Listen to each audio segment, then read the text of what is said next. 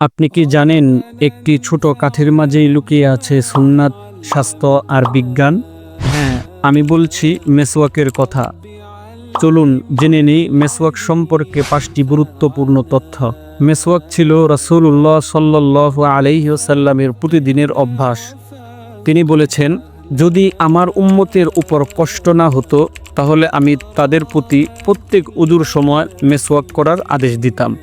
রাসূলুল্লাহ সাল্লাল্লাহু আলাইহি ওয়াসাল্লাম আরও বলেছেন, মেসওয়াক মুখের জন্য পবিত্রতা এবং আল্লাহর সন্তুষ্টির মাধ্যম।